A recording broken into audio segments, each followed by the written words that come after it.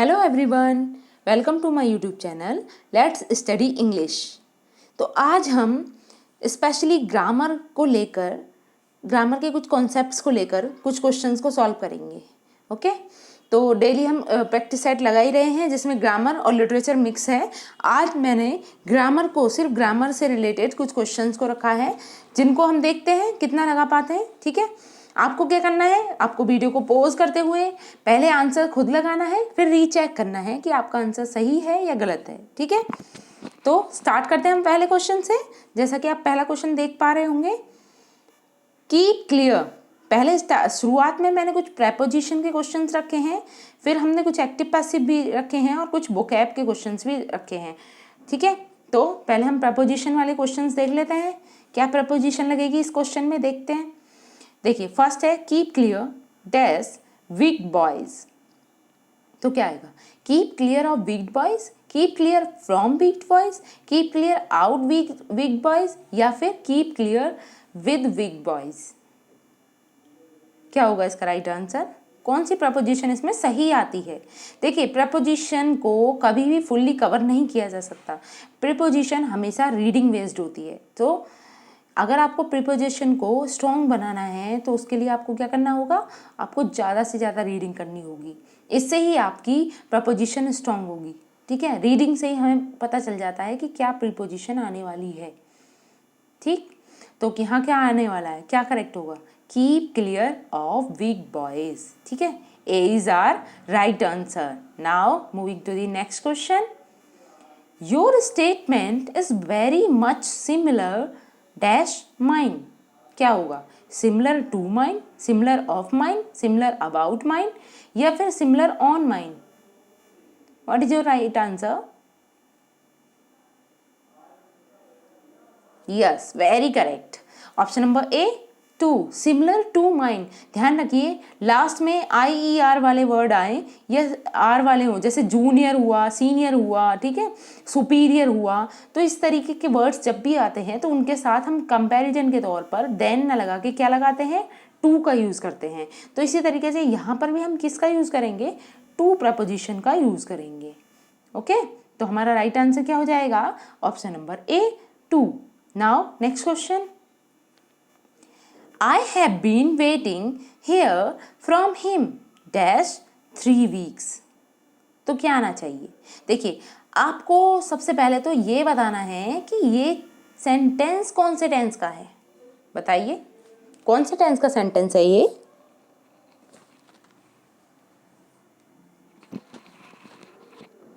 सोचिए और आंसर करने की कोशिश कीजिए। यस, हेल्पिंग वर्ब अगर हैव बीन आ रही है और वर्ब में ING ऐड है तो वो कौन सा टेंस होता है? वो होता है प्रेजेंट परफेक्ट। मैं शॉर्ट में लिख रही हूँ, ध्यान रखना, आप सुन के लिख सकते हैं। ठीक है, प्रेजेंट परफेक्ट कॉन्टिन्यूअस टेंस। ठीक है, P4 यहाँ प्रेजेंट है, P4 परफेक्ट है, प्रेजेंट परफेक्ट कॉन्टिन्यूअस टेंस। ठीक है, उसी में क्या होता है, एक पर्टिकुलर काम किसी पास्ट में शुरू हुआ होता है और लगातार अब तक चला आ रहा होता है, तो उसे हम कौन से टेंस की वैल्यू कहते हैं? उस टेंस को कहते हैं हम प्रेजेंट परफेक्ट कॉन्टिन्यूअस टेंस। और प्रेजेंट परफेक्ट कॉन्टिन्यूअस टेंस में किसी भी टाइम पीरियड के साथ दो ही तरीके के प्रेपोजिशन का यूज़ होता है। वो कौन कौन से होती हैं? या तो फोर होता है और या फिर सिंस होता है। सिंस कब यूज होता है और फोर कब यूज होता है, ये आपको पता होना चाहिए। फोर कब होगा? फोर जो कोई अनिश्चित वर्क हुआ है, ठीक है, पीरियड ऑफ टाइम के लिए हम क्या यूज़ करते हैं? फोर को। और पॉइंट ऑफ टाइम के लिए क्या यूज़ करेंगे? सिंस। मतलब कोई फिक्स टाइम दिया है, जैसे 5 बजे, 6 बजे, ठीक है, या फिर इवनिंग हुआ, मॉर्निंग हुआ, इन सब के साथ हम क्या लगाते हैं? सिंस। और अगर कोई अनिश्चित टाइम है जिसका हमें बिल्कुल भी अंदाज़ा नहीं है कि कौन सा फिक्स टाइम है उसका, तो उसके साथ हम फोर लगाते हैं। जैसे ये 3 वीक्स है तो हमें ये नहीं पता कि कौन से 3 वीक्स है, ठीक है, तो यहाँ पे हम क्या लगा देंगे? फोर। इसका करेक्ट आंसर हो जाएगा 4। ओके, समझ आ गया? नाउ नेक्स्ट क्वेश्चन, इसे देख लेते हैं। आई brought him dash with great difficulty. तो क्या आएगा हिम के बाद? आई brought him about, I brought him in, I brought him up, या आई ब्रॉट हिम राउंड। जैसा कि आपको पढ़ के या सुन के ही एहसास हो रहा होगा कि कौन सा प्रेपोजिशन आना है यहाँ पर, ठीक है। तो क्या आएगा? With great difficulty. यस, इसका करेक्ट आंसर है option number C, brought up. Brought up means क्या होता है? देखिए, ब्रॉट अप मीन्स होता है, ब्रिंग अप बोलते हैं ना, ब्रिंग अप या ब्रॉट अप मीन्स होता है लालन पालन करना, या मतलब बड़ा पालन पोषण करके बड़ा करना, ठीक है। I brought him up with great difficulty, ठीक। Now next question, he will start dash 6 o'clock in the morning. I hope अगर आपने मेरी पिछली एक्सप्लेनेशन को ध्यान से सुना है तो आप शायद इसका सही आंसर लगा पाएँ। इसका ऑप्शन है आपके पास इन टू, एट, फ्रॉम।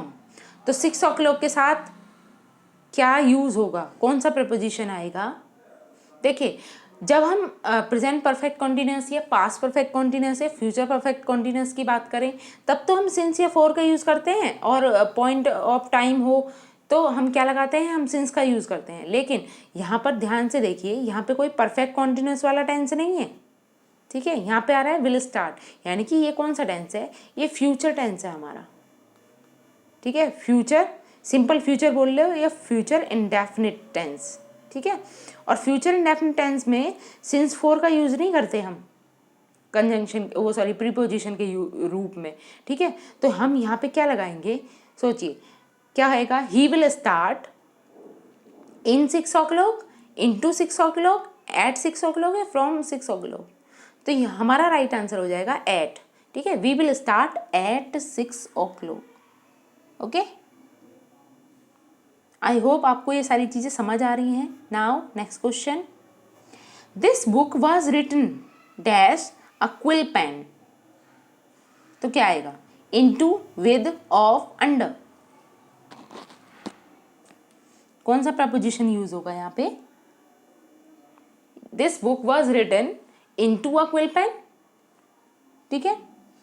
या फिर this book was written with a quill pen, this book was written of a quill pen, या फिर this book was written under a quill pen. देखिए, जब भी हम किसी इंस्ट्रूमेंट का यूज़ करते हुए कोई वर्क करते हैं, ध्यान रखना, किसी भी इंस्ट्रूमेंट का, चाहे वो गन हो, चाहे वो छड़ी हो, चाहे वो पेन हो, ठीक है।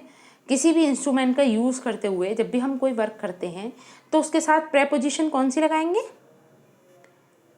उसके साथ प्रपोजिशन हमेशा विद आती है, ठीक है। तो क्या आ जाएगा यहाँ पे answer? With.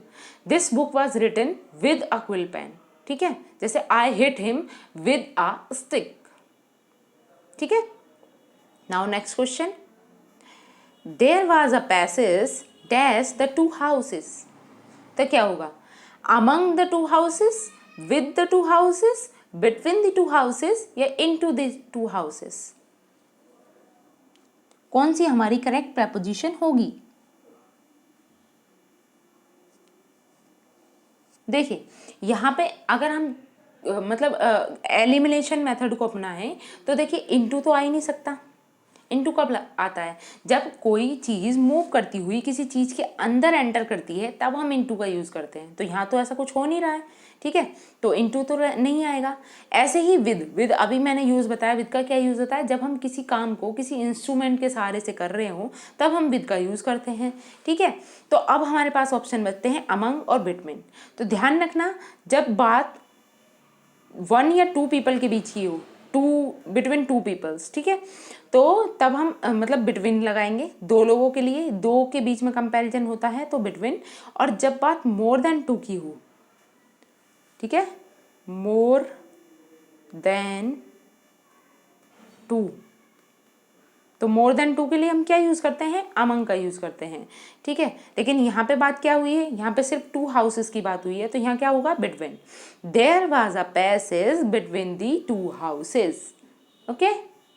I hope you have understood. Now next question,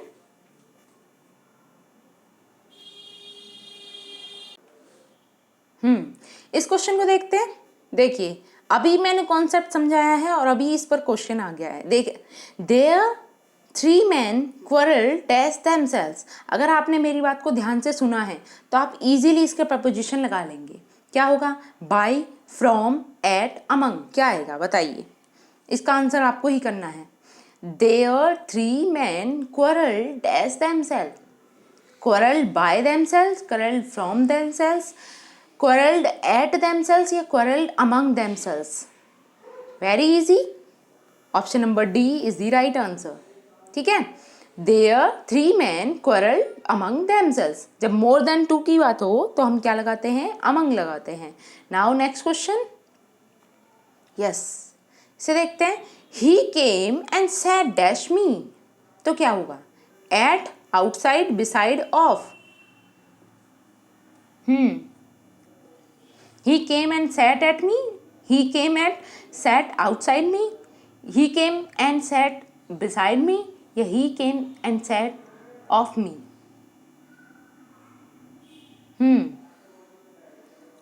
yes, जैसा कि हम देख के ही पता लगा पा रहे हैं, इसका मतलब इसमें क्या आएगा? बिसाइड। बिसाइड का मतलब होता है बराबर में बैठना। ठीक है, बगल में बैठना या बराबर में बैठना। ठीक। और एक होता है बिसाइड्स, उसे भी यहीं समझते चलिए। बिसाइड्स का मतलब क्या होता है? ठीक है, इस वाले अगर एस लगा हुआ है इसका मतलब होता है के अलावा। मतलब हिंदी मीनिंग नहीं निकालना है, पर मैं आपको समझाने के लिए बता रही हूँ कि के अलावा मतलब जैसे अगर आप किसी पार्टी में गए हैं और आपके अलावा भी वहाँ पर बहुत सारे लोग हैं तो आप उस चीज़ को कैसे बताएंगे? Beside me there are many peoples available on this party, on that party, sorry in that party. ठीक है, तो यहाँ पे क्या हुआ? बिसाइड्स मी। बिसाइड्स मी मतलब मेरे अलावा भी वहाँ पर बहुत सारे लोग थे। तो बिसाइड्स मतलब के अलावा इस सेंस में आता है। और अगर बिसाइड की बात करें तो बिसाइड का मतलब क्या हुआ? बगल में बैठना या बराबर में, बराबर में। ठीक है। Next question. He has been ill dash Thursday last. क्या आएगा? He has been ill within Thursday last, he has been ill at Thursday last, he has been ill by Thursday last या फिर he has been ill since Thursday last. क्या होगा इसका right answer? Yes, जैसा कि हम has been से देख पा रहे हैं। ठीक है, तो यहाँ पे हम सिंस का यूज़ करेंगे। He has been ill since Thursday last. अब हम कुछ क्वेश्चंस एक्टिव पैसिव बॉयज से देख लेते हैं। ठीक है, पहला question, boys in each of the following, यहाँ ऑफ है। ठीक है, each of the following sentence has been changed. यहाँ पर जो सेंटेंस दिए हुए हैं उसमें जो बॉयज है उसको चेंज करना है। अगर वो पैसिव वॉइस में है तो उसे एक्टिव वॉइस में करना है, अगर एक्टिव वॉइस में है तो उसे पैसिव वॉइस में करना है। सिंपल। अभी देखते हैं हम पहला सेंटेंस क्या है हमारा। सीता मैरिड राम। अब आपको सबसे पहले तो ये पहचानना है कि ये सेंटेंस एक्टिव वॉइस में है या पैसिव वॉइस में है। सोचिए। यस, ये सेंटेंस अभी एक्टिव वॉइस में है और हमें इसका पैसिव वॉइस बनाना है। सीता मैरिड राम, तो क्या बन जाएगा? देखिए, अगर पास्ट टेंस होता है तो जब हम पैसिव वॉइस बना रहे होते हैं तो उसमें पास्ट टेंस की जगह पर हेल्पिंग वर्ब क्या यूज़ करते हैं? या तो वाज आता है, अगर सिंगुलर सब्जेक्ट है तो वाज आएगा, और अगर प्लूरल सब्जेक्ट है तो क्या लगाएंगे? वर लगाएंगे। ठीक है, तो हम हेल्पिंग वर्ब से ही पहली बार में ही समझ सकते हैं। जैसे हमारा पहला ऑप्शन है she was married to Ram, तो वाज आ रहा है, यहाँ भी वाज है, यहाँ भी वाज है, यहाँ भी वाज है। तो हेल्पिंग वर्ब तो हमारी चारों ऑप्शंस में ही करेक्ट है। अब हमें क्या देखना है? देखिए, Sita was married to Ram, पहला ऑप्शन। दूसरा ऑप्शन है Sita was married to Sita, ये तो गलत ही हो गया, sorry, Ram was married to Sita. Next है Ram was married by Sita, Sita was married by Ram. क्या होगा इसका राइट आंसर? हाँ, तो देखिए, ऑब्जेक्ट को हम एज अ सब्जेक्ट लेते हैं तो हमने सब्जेक्ट ले लिया है। ठीक है, फिर राम वाज मैरिड, उसके बाद यहाँ पे बाई सीता ना आकर क्या आ जाएगा? प्रेपोजिशन लगाएंगे हम टू। ठीक है, टू सीता, तो हमारा ऑप्शन नंबर बी राइट हो जाएगा। ठीक है, next question, who took it. देखिए, एक्टिव और पैसिव वॉइस में हु वाले जितने भी सेंटेंस होते हैं उनका रूल थोड़ा अलग होता है, तो इस चीज़ को ध्यान में रखकर चलना है। जितने बाकी क्वेश्चन वर्ड होते हैं उनकी तरह इसका रूल नहीं होता है। हु को हम एज अ सब्जेक्ट ले लेते हैं। ठीक है, तो एज अ सब्जेक्ट लिया है और सब्जेक्ट को हम क्या बनाते हैं पैसिव वॉइस में, ऑब्जेक्ट की तरह ले जाते हैं और बाई ऐड कर देते हैं। तो हम बाई हुम शुरू में ही बना लेते हैं, इसका क्या बनाएंगे, बाई हुम। ध्यान रखना इस चीज़ को। अब ऑप्शंस पढ़ लेते हैं क्या है। Bye whom was it taken, it was taken by who was it taken by, it was taken by whom. क्या होगा इसका राइट आंसर? यस, जैसा कि मैंने अभी आपको बताया, बाय हुम आ जाएगा, bye whom was it taken. ठीक है, वाज किस लिए लगाया, क्योंकि यहाँ पे देखिए वर्ब की सेकंड फॉर्म का यूज हुआ है और टुक क्या होती है, टेक की सेकंड फॉर्म होती है टुक। ठीक है, अब जब जहाँ कहीं भी आपको सेकंड फॉर्म मिले वर्ब की, तो आपको क्या पहचान करनी है कि वो कौन सा टेंस है, पास्ट इंडेफिनिट टेंस है। और पास्ट इंडेफिनिट टेंस का जब हम एक्टिव से पैसिव बनाते हैं तो हेल्पिंग वर्ब क्या यूज़ करते हैं हम, वाज और वर यूज़ करते हैं। ठीक है, वाज कब यूज़ करेंगे, सिंगुलर सब्जेक्ट के साथ, और वर कब यूज़ करेंगे, प्लूरल सब्जेक्ट के साथ। तो यहाँ पे हमारा सब्जेक्ट था इट क्या है, सिंगुलर सब्जेक्ट है, इसलिए हमने वाज लगाया है। उसके बाद हमारा सब्जेक्ट आ गया इट और टुक का, यानी कि हमेशा ध्यान रखें पैसिव वॉइस में कौन सी फॉर्म लगती है, वर्ब की थर्ड फॉर्म। यहाँ पे कौन सी थी, सेकंड फॉर्म, तो हमने थर्ड फॉर्म यूज़ कर दी, by whom was it taken. I hope you have understood. Now next question. This letter was not written by Jane. सबसे पहले आपको पहचान करनी है कि ये सेंटेंस एक्टिव में है या पैसिव में है। तो कैसे पहचानेंगे, वर्ब की फॉर्म को देखकर।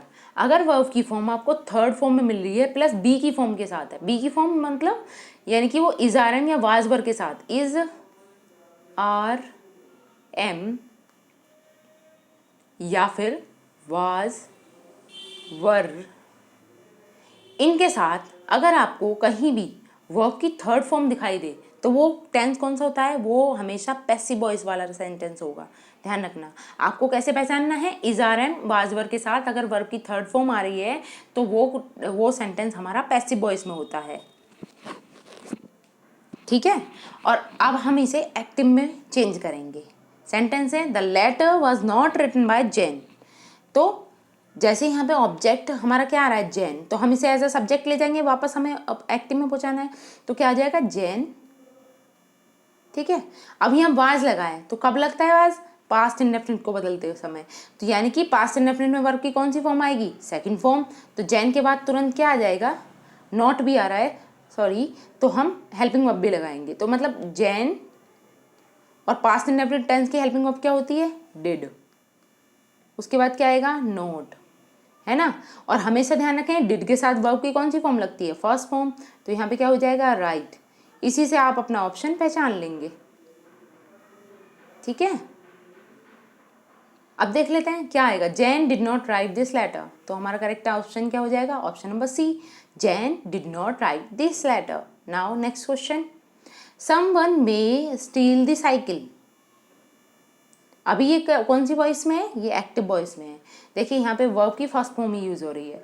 नाउ पैसिव वॉइस में हमेशा ध्यान रखना कि वर्ब की कौन सी फॉर्म मिलेगी, वर्ब की थर्ड फॉर्म मिलेगी। अब हम इसे एक्टिव से पैसिव में चेंज करेंगे तो क्या बनेगा, देखिए ये जो हमारा ऑब्जेक्ट है सबसे शुरू में इसे लेके जाएंगे द साइकिल, और मे का क्या चेंज होता है, बताइए, मे को चेंज नहीं करते, मे के साथ क्या ऐड कर देते हैं, बी ऐड कर देते हैं। ठीक है, तो क्या हो जाएगा, मे बी, और वर्ब की कौन सी फॉर्म आ जाएगी, थर्ड फॉर्म, स्टॉलन। तो फर्स्ट ऑप्शन हमारा करेक्ट है, the cycle may be stolen. अब ये मत सोचिएगा कि बाय संबंध लगाएं या नहीं लगाएं, ये साइलेंट होता है, इससे जरूरी नहीं होता कि ये लगा हुआ ही मिले आपको। ठीक है, तो हमारा राइट ऑप्शन है the cycle may be stolen. Now next question, I am playing tennis. तो बहुत ही इजी क्वेश्चन है। पहले टेंस पहचान लीजिए, टेंस कौन सा है, प्रेजेंट कॉन्टिन्यूस। प्रेजेंट कॉन्टिन्यूस में ही is are am plus verb में आईएनजी होता है। और जब हम इसका पैसिव वॉइस बनाएंगे तो क्या हो जाएगा, इज के साथ भी, is being, am being, are being, मतलब अगर इज है तो इसके साथ बीइंग ऐड हो जाएगा, प्लस क्या होगा, वर्ब थर्ड होगी। ठीक है, तो देख लीजिए इज बीइंग और वर्ब थर्ड कहाँ आ रही है, उसी से हम पहचान लेंगे। ठीक है, तो tennis is being plus verb third, देखिए is being plus verb third, यहाँ इज प्लेइंग आ रहा है, रॉन्ग हो जाएगा। एम बीइंग आ रहा है, am being played, I am being played, तो आई एम नहीं आकर हम क्या लेते हैं, ऑब्जेक्ट को सब्जेक्ट बनाते हैं, तो यहाँ तो सब्जेक्ट ही सब्जेक्ट बन रहा है, इसलिए रॉन्ग है। टेनिस इज प्लेड बाय मी, तो यहाँ पे इज प्लेड ना आके क्या आएगा, इज बीइंग प्लेड, तो हमारा option number D is the right option. क्या हो जाएगा correct answer, D, tennis is being played by me. Now next question देखिए, अब हम थोड़ी सी वोकैब कर लेते हैं, कुछ सिनोनिम है, कुछ एंटोनिम है, इन्हें देख लेते हैं। तो फर्स्ट देखते हैं, out of given alternative which of the words best express the meaning. Lethal का मीनिंग क्या होता है, लीथल मीन्स क्या होता है, डेडली, लेजिटिमेट, हार्मफुल या लॉफुल। लॉफुल क्या हुआ इसका राइट आंसर, सोचिए, लीथल मीन्स क्या होता है।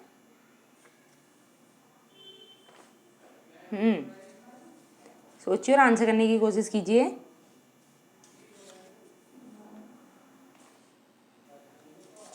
What is your right answer, lethal means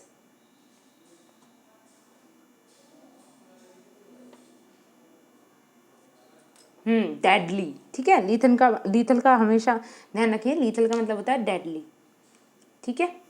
option number A right है, इसका सिनोनिम डेडली हो जाएगा। अच्छा, लेजिटिमेट का मतलब क्या होता है, लेजिटिमेट का मतलब होता है वैध, या फिर हम कहेंगे ऑथराइज्ड, ठीक है। ये सैंक्शन बाय, मतलब किसी ने बिल्कुल प्रूफली वैध कर दिया है उस चीज़ को, तो वो क्या होगी, लेजिटिमेट होगी। और इलेजिटिमेट क्या होता है, जो मतलब अवैध हो, ठीक है। हार्मफुल क्या होता है, हार्मफुल आपको सबको पता है, नुकसानदायक, ठीक है, डेंजरस बोल लो, ठीक। और लॉफुल, ये भी वैध गई, ये दोनों आपस में सिनोनिम हो जाएंगे, बी और डी जो हैं। Next question, point out the synonym of the word. Okay, sorry, इसमें वर्ड नहीं लिखा है हमने, इसका वर्ड मैं लिख देती हूँ, ठीक है। इसका वर्ड है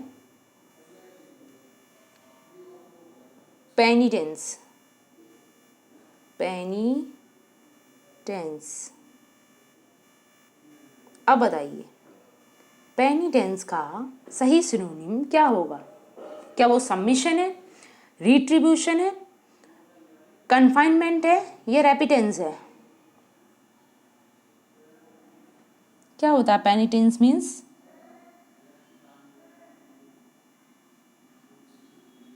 देखिए, पेनिटेंस मीन्स होता है a person who repent of sin, मतलब ऐसा व्यक्ति जो अपने पापों का प्रायश्चित करे, तो उसे क्या बोलेंगे, उसका दूसरा सिनोनिम होगा रेपिटेंस, ठीक है।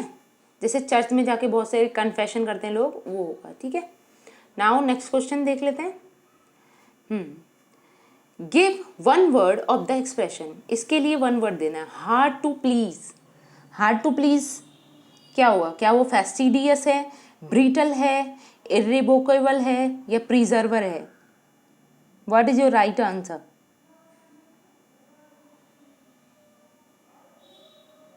यस, इसका राइट आंसर है ऑप्शन नंबर ए, फास्टिडियस, ठीक है। फास्टिडियस मीन्स होता है हार्ड टू प्लीज, मतलब बहुत ही आसानी से जो माने ना, या जिसे मनाना बहुत मुश्किल हो, ठीक है। और ब्रिटल मीन्स क्या होता है, ब्रिटल मीन्स होता है फ्रेजाइल, या बहुत ही नाजुक चीज़, ठीक है। इर्रेवोकेबल,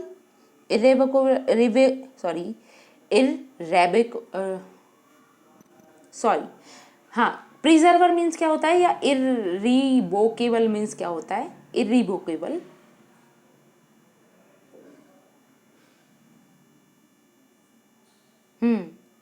इर्रिवोकेबल मीन्स क्या होता है, इसका मतलब होता है फाइनल, या फिर स्थिर भी बोल लो, ठीक है, स्थिर। और प्रिजर्वर मीन्स क्या होता है, प्रिजर्वर मीन्स क्या होता है, दृढ़ रहना, ठीक है, या अपने ही निर्णय पर अटल रहना, इसे कहते हैं preserver.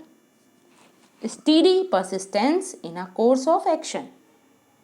Now next question, the expression gift of the gab means क्या होता है, powerful of learning, power of learning, power of eloquence, blessing या ट्रेजर। क्या होगा इसका राइट आंसर, गिफ्ट ऑफ गैब ये होता है पावर ऑफ इलोक्वेंस, इलोक्वेंस, ठीक है। Power of eloquence, gift of gap का मतलब होता है यानी कि द एबिलिटी टू स्पीक, ठीक है, ability to speak, ability to speak, sorry. Now next question. Forgetting their old enmity, they join hands with a spirit of camaraderie. इसका meaning क्या होता है, इसका करेक्ट मीनिंग क्या है camaraderie का? एनिमोसिटी, लव, फ्रेंडलीनेस या ट्रस्ट? क्या होगा इसका राइट आंसर? camaraderie मीन्स क्या होता है? यस, इसका मतलब होता है फ्रेंडलीनेस, ठीक है। कामरेडरी मतलब फ्रेंड या फ्रेंडलीनेस, ओके। आपको एनिमोसिटी का मतलब पता ही है, दुश्मनी, ठीक है। और जस्ट अ मिनट, और लव का मतलब आपको सबको पता है, ट्रस्ट का मतलब पता है, ठीक है। Next question. अब यहाँ से कुछ एंटोनिम शुरू हो रहे हैं, तो आपको रेटिसेंट का एंटोनिम बताना है। ध्यान रखना, यहाँ पर एंटोनिम बताना है, ठीक है। क्या होगा, क्या वो साइलेंट है, क्वाइट है, वोकल है या बर्बोज है? What is your right answer? सोचिए और आंसर करने की कोशिश कीजिए। Reticent, silent, quiet, vocal, बर्बोज?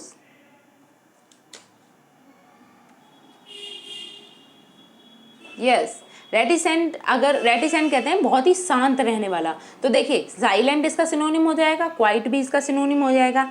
लेकिन अगर हम बर्बोज और वोकल की बात करें तो इसमें से जो करेक्ट होगा वो होगा वोकल, ठीक है। रेटिसेंट का अपोजिट वोकल कहलाएगा, ना कि verbose. Now next question. The US senate refused to ratify the CTBT, ठीक है। अब आपको रेटिफाई का अपोजिट बताना है, ठीक है। रेटिफाई का मतलब क्या होता है? रेटिफाई मतलब किसी चीज़ को कंफर्म कर देना, ठीक है, या साइन आउट कर देना, ठीक। तो इसका अपोजिट क्या होगा? रिजेक्ट, नेगोशिएट, फ्लॉट या offend? Which is your right answer? Yes, जैसे कि रेटिफाई मतलब कंफर्म करना, तो रिजेक्ट मतलब रिजेक्ट कर देना, ठीक है। तो ऑप्शन नंबर ए इसका राइट हो जाएगा। Now next question. Pragmatic, pragmatic का अपोजिट बताना है। ध्यान रखना, यहाँ पे हम एंटोनिम की बात कर रहे हैं, यानी अपोजिट की बात कर रहे हैं, ठीक है। तो इसका अपोजिट बताइए क्या होगा प्रैग्मेटिक का? वेक, पेसिमिस्टिक, कंफ्यूज्ड या idealistic? Which is your right answer?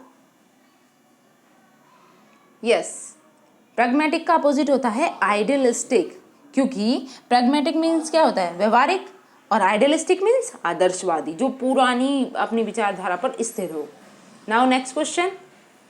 The attack on the freedom of the press is a retrograde step. तो आपको यहाँ पे रेट्रोग्रेड का एंटोनिम बताना है, ठीक है। ध्यान रखना, एंटोनिम बताना है किसका? रेट्रोग्रेड का। क्या होगा? डिक्लाइनिंग, प्रोग्रेसिव, प्यूनिटिव या स्टबर्न? क्या होगा इसका right answer? Which is your right answer?